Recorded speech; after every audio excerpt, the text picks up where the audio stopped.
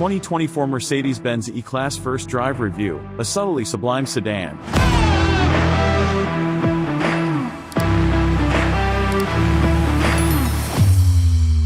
The rival to the BMW 5 Series has a mild hybrid powertrain to be even more civilized. The current generation of the E-Klasse, the W213, has been on the market since 2016, yet for some reason it doesn't feel that old. Perhaps that's because 2020's comprehensive facelift still looks fresh and modern. Or, maybe it's just because of how easy it is to forget about the big E and its middling status, slotting in between the C and S yet rarely receiving as much fanfare as either. To ensure you pay attention this time, Mercedes is throwing the kitchen sink at the 2024 E-Klasse, the W214, which will hit American dealers sometime in the first half of next year. A new platform, fresh styling, loads of cutting-edge technology, and a boatload more trunk space make the E-Klasse more compelling than ever before.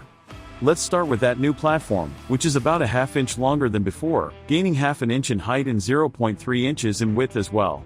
Wheelbase, though, grows more significantly, 0.87 of an inch to be exact, and much of that new space is found in the rear passenger compartment.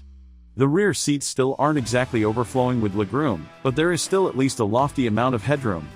The most significant change, though, is actually in the trunk.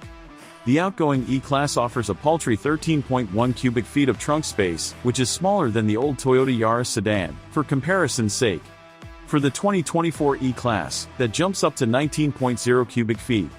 That's the difference between telling your kids to pack light for a weekend getaway and deciding to bring all the board games for your week-long visit to the cabin. That trunk space stays the same even for the hybrid version of the car. That's because every version of the E-Klasse is a hybrid, whether you go with the 255 horsepower, 295 pound-foot inline-4 E354 Matic or the 375 horsepower, 369 pounds-to-foot E454 Matic. For those counting, that's up 13 horsepower and 7 pounds-to-foot over the outgoing E450's inline-6.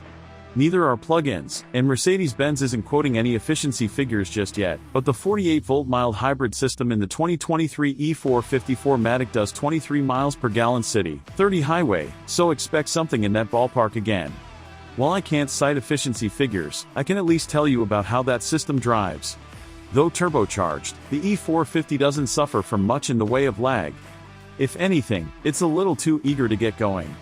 It took a few pulls away from stoplights before I got the hang of the throttle, which even in comfort mode is surprisingly snatchy. Comfort mode is matched with the typical complement of sport, eco, and individual modes, the latter of which allows you to choose your steering weight, how aggressive the 9-speed automatic transmission is, and how stiff the air suspension is, assuming you tick that box, anyway.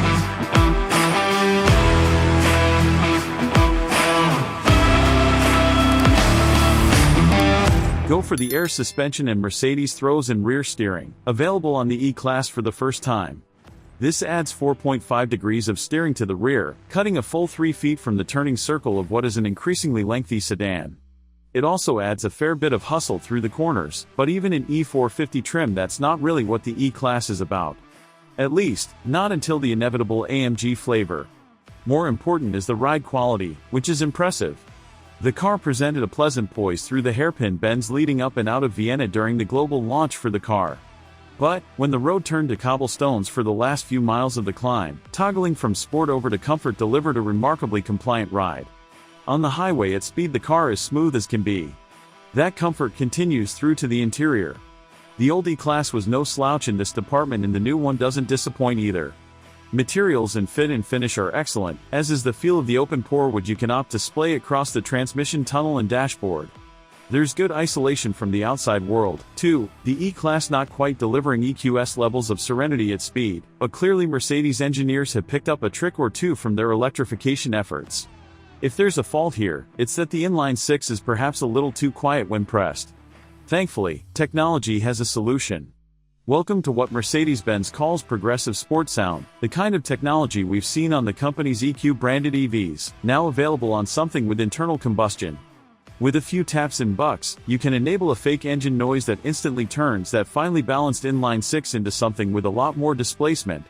The seat thrums with a faux aggressive timing at idle, the engine screams through the speakers as you accelerate, and you even get some fake pops under decel. While I'll admit this is all very silly, I'm also forced to admit that, remarkably, it kind of works. it actually does scratch the same itch as hearing a finely tuned sport exhaust. And the best part? You can only hear it in the cabin. No worries about bothering the neighbors. Things get even sillier with another of the E-Klasse's new tricks. This is the first Mercedes-Benz with a selfie camera, a high-def, wide-angle unit perched up high on the dash, all the better to watch you. No, it's not there for some next-level Orwellian cabin monitoring. It's here so that you can get your TikTok on.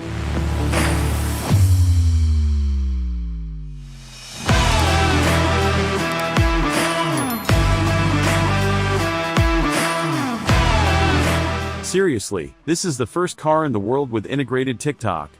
As a casual TikToker myself, I can't say as I see the appeal, but there's also WebEx and Zoom integration for more typically E-Klasse social affairs. When you're stationary, you see the other attendees on the display and they see you through that wide-angle view. Get underway again and both the camera and streaming view are disabled, so you're basically kicked back to voice only. It's hard to get too excited about the prospects of joining a meeting from the driver's seat, but as someone who's tried to awkwardly manage Zoom calls while on the road, the implementation here is super smooth and I have no doubt it'll be a popular feature. More apps and integrations are sure to follow on the iOS aping interface. Super smooth is an apt way to describe the rest of the car, too. The E-Klasse entire software suite, the familiar Bucks interface, is slick and responsive, and yes, there be both wireless Android Auto and Apple CarPlay.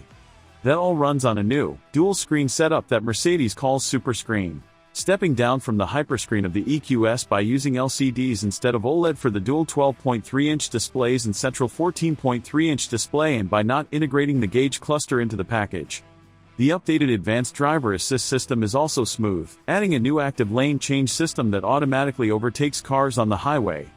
You don't even need to touch the turnstile. In heavy traffic into and out of Vienna, the E450 I drove did a remarkably good job of choosing when to overtake and when to wait, never pulling out in front of fast approaching traffic and always moving back over to the right lane promptly after a pass. It is miles and miles better than Tesla's jerky and unpredictable full self-driving at this point. But, like Tesla's system, this is still hands-on assistance. The E-Klasse doesn't offer the Level 3 autonomy coming soon to the S-Class. Smoothest, though, might be the styling, which is slightly more upright in the nose from before, but otherwise has the slithery aspect of a stone pulled up from a long, cold slumber in a running stream. The result is a 0.23 aerodynamic coefficient of drag, helped by things like retractable door handles and optional aero wheels. Admittedly, the 2024 E-Klasse is little more exciting than the outgoing one, but this latest generation of Mercedes-Benz's workhorse sedan is better than ever, nicer to drive, and likely more frugal, too. It's a superb package. The big remaining question is how much will it cost? The outgoing E-Klasse starts at $56,750 for an E350. Surely all the new tech, toys, and turbos will drive that up a bit, but to know by how much we'll just have to wait.